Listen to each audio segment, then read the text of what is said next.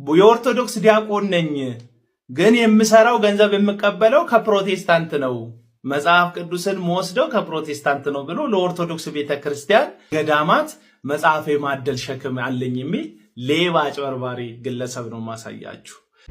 ቪዲዮ ረጅም ነው። ኮፒ ሊንክ፣ ሪፖስት እና ሼር በማድረግ ግን ሙሉን በመጨረሽ የበኩላችሁን አስተዋጽኦ አድርጉልኝ።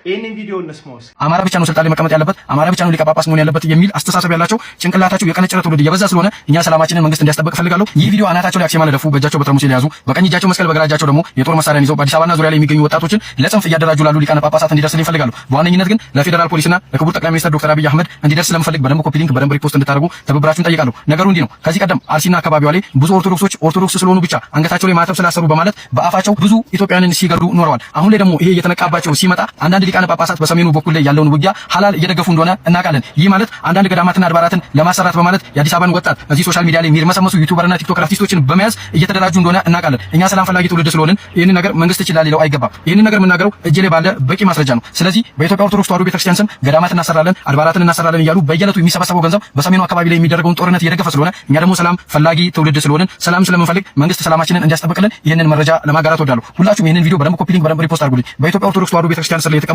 አብዛኛው ቲክቶከር ፖለቲከኛ ነው። አማራ ብቻ ነው ስልጣን ላይ መቀመጥ ያለበት፣ አማራ ብቻ ነው ሊቀ ጳጳስ መሆን ያለበት የሚል አስተሳሰብ ያላቸው ጭንቅላታቸው የቀነጨረ ትውልድ እየበዛ ስለሆነ እኛ ሰላማችንን መንግስት እንዲያስጠብቅ ፈልጋለሁ። ይህን ቪዲዮ በደንብ ኮፒ ሊንክ አድርጉ፣ ለብዙ እንዲደርስ ፈልጋለሁ። አመሰግናለሁ። ያነሳቸው ክሶችና ነጥቦች እንደ ቀላል መታየት የለባቸው። እጃቸው በትረሙሴን ይዘው በቀኝ እጃቸው መሳሪያን የሚታጠቁ በአዲስ አበባ የሚገኙ ወጣቶችን ጽንፈኛ በማድረግ የሚያስታጥቁ ክርስቲያንን እንገንባ በሚል ሰበብ የሚሰበሰብን ገንዘብ ለሌላ ዓላማ የሚያውሉ ሽብርተኞች እንደሆኑ ጳጳሳቱም ሆነ በስሩ ያሉ አንዳንድ ሰዎችን እየከሰሰን ያለው እነዚህ ግለሰቦች አንተ እንደምትላቸው ከመስቀላቸው ጀርባ መስቀሉን የሚያወክል እኩይ ስነ ምግባርና ዓላማ ካላቸው ህዝቡም ሆነ ቤተክርስቲያኗ ከነሱ እንድትጠበቅና እንድትጠነቀቅ ስራቸውና ማንነታቸውን አለኝ በምትለው ማስረጃ ልትገልጥ ያስፈልጋል። ከዚህ ቀደም ዩቲዩብ ከፍታ እንግዳ የምታቀርብ ታዋቂ የሆነች አርቲስት አንድ የሚታወቅን አርቲስት ጋብዛ ያም አርቲስት አንድ ፓስተር ተመሳሳይ ጾታ እንደሚፈልግ ከኔ ጋር በስልክ ነገረኝ ብሎ ላቀረበው ፍሬቢስ የሆነ ክስ ያቀረብኩለት አንድ መከራከሪያ ሐሳብ ነበር። የኢትዮጵያ ወንጌላውያን ህብረት ብዙ ሚሊዮን አማኞች የሚከተሉት ቤተ እምነት እንደመሆኑ በስሩም ደግሞ ብዙ መጋቢያንና አገልጋዮች እንደመኖራቸው ተመሳሳይ ጾታ ፍላጎት የሰከረ አንድ ፓስተር መኖሩን ስሙን ሳይጠቅስ መናገሩ ራሱን ችሎ ቤተ እምነቱ እንዲጠላ፣ ሌሎች ንጹህ የሆኑ ደግሞ አገልጋዮች በዛ ስም እንዲጠረጠሩ ማድረግና ቤተ እምነቱን ማጠልሸት ነው ብዬ ተከራክሬ ነበረ። እንዲሁም ተመሳሳይ መከራከሪያ ሐሳብ ማንሳት እችላለሁ። ምክንያቱም ብዙ ሚሊዮኖች የሚከተሏቸውን የኢትዮጵያ ኦርቶዶክስ ቤተክርስቲያን ትልቅ ማዕረግን የተሸከሙ ጳጳሳትን መሳሪያ ታጥቀዋል፣ መሳሪያ ያስታጥቃሉ፣ ከመንግስት በተቃራኒ የቆመን ኃይል ይደግፋሉ፣ ደግሞ ቤተክርስቲያንን በመገንባት ሰበብ ገንዘብ ወደዛ ያስተላልፋሉ ብሎ ይህንን የሚያክል ክስ መረጃ አለኝ በሚል ሰበብ መረጃን ግን የምሰጠው ለጠቅላይ ሚኒስትሩ ብቻ ነው አይነት በሚል መልኩ እንደዚህ አይነት ስም የማጠልሸት ነገር ሲደረግ ወይ መረጃውን መቅረብ አለበት በአደባባይ አሊያም ደግሞ ይሄ ግለሰብ ስለዚህ ንግግሩ መጠየቅ እንዳለበት ልንወተውትና ልንናገር ያስፈልጋል። እንደ ወንጌላዊ አማኝ ምን አግብቶ ነው የኢትዮጵያ ኦርቶዶክስ ቤተክርስቲያን ጳጳስ ነው የተከሰሰው? አንተ ምን ተነክቶ ነው ይህን የምታደርገው የምትሉ ከሆነ ይህ ራሱን ዲያቆን እያለ የሚጠራው ግለሰብ ውሎ ግን ከሐሰተኛ ነቢያቶች ጋር የሆነ ምንም ጥቁር ክርና ትልቅ መስቀል ቢያደርግ ድርጊቱ ግን የጴንጤ የሚመስል ግለሰብ እንዲሁ በወንጌላዊ አማኞችና በኢትዮጵያ ኦርቶዶክስ ቤተክርስቲያን መካከል ያለውን ውጥረት ወደሚብስ ውጥረት የሚከት እንደሆነ ስለታሰበኝ ነው። እኛ ኢትዮጵያውያን ወንጌላውያን አማኞች የኢትዮጵያ ኦርቶዶክስ ቤተክርስቲያን በዚህ መልኩ በመከሰሷ የምናገኘው ምንም አይነት ትርፍም ሆነ ጥቅም ስለሌለ ይህ ክስ እውነት ከሆነ ልክ ግለሰቡ ክሱን ባቀረበበት ቪዲዮ ሰላማችን እንዲጠበቅ እያለ ደጋግሞ ስለ ሰላም አሳስቦት እንደሆነ እንደተናገረ ሰላማችን እንዲጠበቅ እሱ እንዳለው የከሰሳቸው ግለሰቦች የምር ያሉና ማስረጃም እሱ ጋር እንዳለው ያለ ከሆነ በአደባባይ መቅረብ አለበት። አንድም የኢትዮጵያ ኦርቶዶክስ ቤተክርስቲያን ራሷን እንዲህ ካሉ እኩይ ምግባር ከሚያደርጉ ጳጳሳት ተጠብቃለች። ሁለትም ምእመኑ የሚከተለው ማንን እንደሆነ ለይቶ እንዲከተልና ከነዚህ ሰዎች እንዲጠበቅ በአደባባይ ሊገለጡ ያስፈልጋል። ሶስትም ደግሞ የኢትዮጵያ ኦርቶዶክስ ቤተክርስቲያን አገልጋይ ነኝ ስትል ወንጌላውያን አማኞች መካከል መተክ የተወሸከው አንተ ግለሰብ በመካከል ዘርንና እምነትን በመጥቀስ በብሔርና በብሔር መካከል ያለን መሻከር የበለጠ እንዲሻክር በእምነትና በእምነት ያለ መጠላላትን የበለጠ ወደ ተካረረ ጥላቻ ልትከት እንደሆነ ስለተሰማኝ ከዚህ ድርጊት መቆጠብ ስላለብህ የሚጠይቅህ አካል እንዲጠይቅህ ነው ይህንን ቪዲዮ የምሰራው። ማንም እየተነሳ ጳጳሶች እንደዚህ አይነት ዓላማ አላቸው፣ እንትኖች እንደዚህ አይነት ዓላማ አላቸው ማለት የለበትም።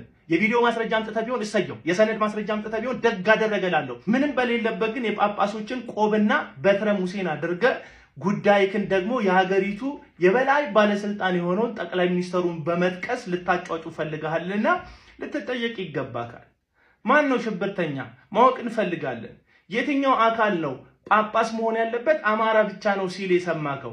የድምጽ ማስረጃ ካለ አቅርብልን፣ የሰነድ ማስረጃ ካለ አቅርብልን። እሱን ተወውና ደግሞ አማራ ብቻ ነው ስልጣን ላይ መቀመጥ ያለበት እያልክ ብሔርን ከብሔር ልታጋጭ የፈለክበትን ይህንን ዘግናኝ ሐሳብክን በማስረጃ እንድታቀርብልን እንፈልጋለን።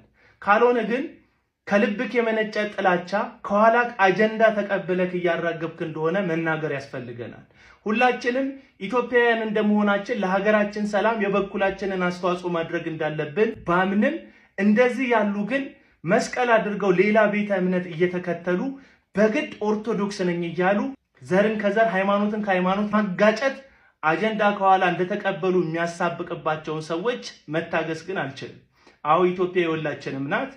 ሌላውን ቤተ እምነትም ሆነ ሌላውን ብሔር በማክበር ሰላማዊ የሆነ ኢንቫይሮንመንት ልንፈጥርባት ይገባል። ያለ ማስረጃ ግን ማስረጃ አለኝ በማለት ብቻ የሐሰት ክስን መክሰስ ራሱን ችሎ ወንጀል ነው ልልክ እፈልጋለሁ። የሐሰት ክስ አይደለም ካልክ ደግሞ የፌዴራል ፖሊስ ያዘጋጀው መረጃ ለሱ የምናደርስበት አፕሊኬሽን ሆነ ዌብሳይት አለ። እዛ ላይ ሄደክ ማቅረብ ነው። አደባባይ ላይ ወጥተህ ግን ክስን ካቀረብ እስካቸው ሰዎች ማን እንደሆነ እንደ ህዝብ መልእክቱን በእኛ በኩል ለማድረስ ስለፈለክ ልንጠይቅ ያስፈልገናል። የኦርቶዶክስ ዲያቆን ነኝ ግን የምሰራው ገንዘብ የምቀበለው ከፕሮቴስታንት ነው፣ መጽሐፍ ቅዱስን መወስደው ከፕሮቴስታንት ነው ብሎ ለኦርቶዶክስ ቤተክርስቲያን ገዳማት መጽሐፍ የማደል ሸክም አለኝ የሚል ሌባ አጭበርባሪ ግለሰብ ነው ማሳያችሁ። መጀመሪያ ላይ እንዴት አድርጎ ገንዘቡ እንደሰበሰበ ላሳያችሁ። ተመልከቱ ቪዲዮን። ፌኩን ዲያቆን ማለት ነው። ጸልዩልኝ ፈልጋለሁ። ከዛ ውጭ ግን እዚህ ሶሻል ሚዲያ ላይ በመቆይበት ጊዜያቶች ውስጥ ድንቅ ነገር ሰርቼ ማለፍ ፈልጋለሁ። አስተማሪ የሆነ ነገር አሁን የምሰራውን ስራ ይሄ ነው ብዬ አልነግራችሁ። ነገ ከነገ ወዲያ በቪዲዮ በተደጋጋሚ የምለቀው ነገር ስለሆነ ማለት እና እናንተንም ያስደስታችኋል ብዬ አስባለሁ። ከዛ ባለፈ ደግሞ ጌታም የሚደሰትበት ነገር ነው ብዬ ነው ማምነው። በመግቢያ ላይ እንዳልኩት ሌሎቻችሁን አይመለከታችሁ። እኔን በብዙ ሰፖርት የሚያደርጉኝ ፎሎ ያደረጉኝ ፕሮቴስታንት እንደሆኑ አውቃለሁ። ስለዚህ የጠየቅኩትም እነሱ ነው። ሌሎቻችሁ ጌታ ይባርካችሁ። ይህንን ቪዲዮ ከመቼውንም ጊዜ በላይ ኮፒ ሊንክ እንድታረጉ ሼር እንድታረጉት በእግዚአብሔር ፍቅር ጠይቃችኋለሁ። ሌባ ነው። ኦርቶዶክስ የተጫወተ ፌክ ዲያቆን ሆነ ፕሮቴስታንት ሆነ ሃይማኖት ይከተል ሌባን እስከሆነ ድረስ ለማህበረሰብ የማይጠቅም የንጹሃንን ገንዘብ በማጭበርበር በሐሰት ወደ ኪሱ የሚከት የሚሞነጨልፍ ማለት ነው ሌባ ማለት። ስለዚህ ለማናችሁም ሃይማኖት ሳይድ ይዛችሁ ምናምን ወደዚህ እንዳትሉ በጌታ ፍቅር ጠይቃችኋለሁ። ይሄ የምትሰሙት ግለሰብ አንድ ዓላማ አለኝ፣ ፕሮቴስታንት ወገኖቼ በዚህ ቁጥር ገንዘብ አስገቡልኝ፣ ይሄው የቴሌ ብር አካውንቴ፣ ይሄው የንግድ ባንክ አካውንቴ፣ በዚህ ብር ጣል አድርጉልኝ ካለ በኋላ ዓላማውን መጨረሻ ላይ ሳደርግ አሳያቸዋለሁ አለ። ምንድነው ያደረገው ከዛ በኋላ ስትሉ በምታዩት መልኩ በየገዳማቱ እየዞረ መጽሐፍ የማደል ስራ ነው የሰራው። ይሄንን ሲመለከቱ አንዳንድ ሰዎች ጀግና ነህ፣ ደፋር ነህ፣ አንተ የወንጌል አርበኛ ነህ። አሁን የምፈልገው ነገር ልብ ብላችሁ የሚያድለውን መጽሐፍ እንድትመለከቱት ነው።